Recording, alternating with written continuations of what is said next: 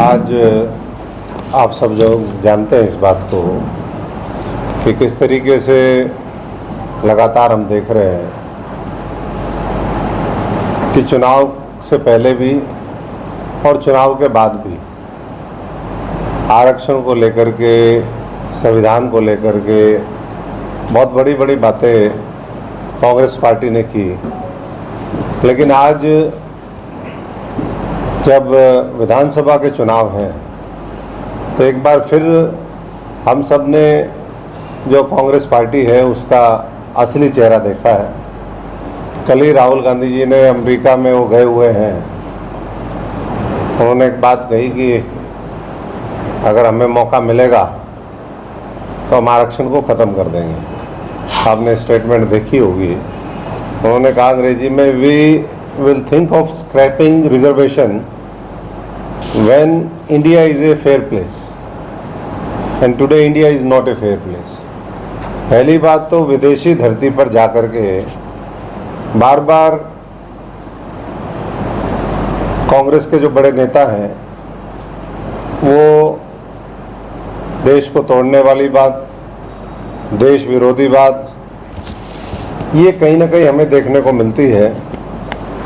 और जो जहर बार बार उगलने का काम कांग्रेस के नेता करते हैं, उससे पता चलता है कि एक तरफ नरेंद्र मोदी जी विकसित भारत का संकल्प लेकर के आगे बढ़ रहे हैं और दूसरी तरफ विदेशी मंचों पर, चाहे वो राहुल गांधी जी हो या दूसरे नेता हो, वो देश की सुरक्षा को खतरे में भी डालते हैं, देश की भावनाओं को भी ठेस पहुंचाने का काम करते हैं। और एक बार फिर जो ये चेहरा सामने आया है, और इसी तरीके से अतीत में भी हम देखें, जब मोदी जी ने बात संसद में कही तो उस समय नेहरू जी के संदर्भ में बात रखी थी और उसको किस तरीके से पूरे लोकसभा चुनाव के दौरान तोड़ मरोड़ करके पेश किया गया।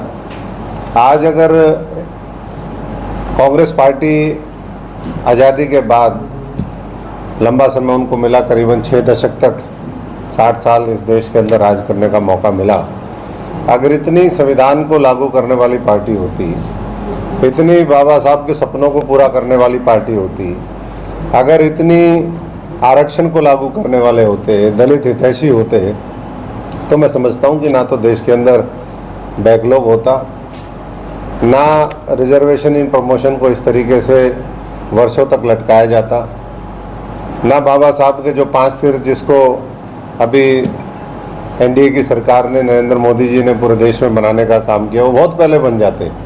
उनको भारत रत्न भी, वो भी गैर कांग्रेसी सरकारों के दौरान मिला। तो ऐसे में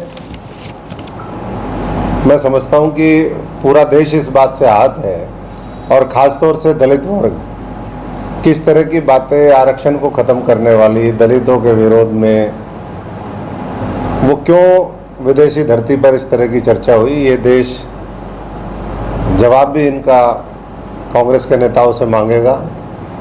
और वोट की चोट के माध्यम से मैं समझता हूँ कि आने वाले चुनाव में हरियाणा के लोग भी और देश के लोग भी, जब भी मौका मिलेगा, केवल संविधान को उठा करके, लोगों को दिखा करके, गुमराह करके वोट जो है बार बार हासिल नहीं किए जा सकते। वो उन्होंने कोशिश करी और लोगों को 400 पार का जो नारा दिया था उसके साथ जोड़ करके देश को गुमराह करने का काम किया। तो अब समय आ गया है। मैं समझता हूँ कि देश जो है वो ऐसी ताकतों के खिलाफ मजबूती से लड़ते हुए फिर एक बार संविधान मजबूत हो, आरक्षण को ख़त्म करने वाली जो सोच कांग्रेस पार्टी की है उसके खिलाफ फिर खड़ा होगा, ऐसा हमें यकीन है। बाकी कांग्रेस की लिस्टों का भी ये हमने पहली बार देखा कि 40 के आसपास नाम आए, 50 के आसपास अभी भी बचे हुए हैं। और जो साधारण कार्यकर्ता हैं वो तो बेचारे 10 जनपद सड़कों के ऊपर संघर्ष कर रहे हैं। राहुल जी जो है अमेरिका में है। पिछली बार जब हुआ था, क्योंकि मुझे इसलिए याद है कि कल ही उसकी एनिवर्सरी थी, 5 साल मुझे छोड़े हुए, और इसीलिए छोड़ी थी क्योंकि ऐसे ही लोग बेचारे, उनको जिस तरीके से मायूस होना पड़ता है वो आप सबने देखा, लंबा संघर्ष जिन लोगों ने किया है। पिछली बार वो कंबोडिया में था अमेरिका, अब की बार अमेरिका में, पीछे से टिक टिक इस तरीके से होती है। और जो लोग हैं बड़े नेता, क्योंकि परिवारवाद हावी है वहाँ, तो 90 परिवार हैं, 90 सीटें हैं, मोटा मोटा फिक्स है। एक आध कोई अपवाद उसमें होता है, उसको सब मिलके वैसे ख़त्म करने पर लग जाते हैं। तो जो लोग नारे दे रहे थे कि भाई हम मुख्यमंत्री बनेंगे, उनकी तो टिकट ही नहीं आ रही है। तो कहाँ से? इस इलाके में भी कहा था तो मुख्यमंत्री तो तब बनेंगे जब उनके विधायक होंगे। अभी जितने सीटें अनाउंस हुई हैं 3-4 को छोड़ करके बाकी तो एक गुट हावी है। तो ऐसे में मैं समझता हूँ कि चाहे वो आज मैं देख रहा था जयप्रकाश जेपी जो है सांसद हिसार से, उनके बेटे ने बिना अनाउंसमेंट के उन्होंने घोषणा कर दी। उधर रणदीप जी पार्टी के महासचिव हैं, वो अपने बेटे का नामांकन भरवाने में लगे हुए हैं। जो पूर्व मुख्यमंत्री वो अपने समधी का भरवाने में लगे, और बाकी विचारों को क्या है। तो मैं सबसे आह्वान करता हूं कि ऐसी ताकतें जो देश के बारे में ना सोच करके केवल अपने बारे में सोचती हैं, अपने परिवार को आगे बढ़ाने की सोचती हैं, ऐसी ताकतों के खिलाफ अब तो समय बचा नहीं है। अब तो ये जिन जिन को करना था उनको करवा दिया, और बाकी जो बेचारे हैं वो इंतज़ार में। तो इंतज़ार मत करो, हमने तो लड़ाई लड़ दी। कई लोग कहते थे भाई कमज़ोर वकील है, अब तो वकील ऐसे हैं वो केस ही नहीं लड़ते, नकली वकील है, नकली डिग्री है, जज के सामने कोई पेश होता नहीं। तो ऐसे में कहाँ से किसका वो होगा।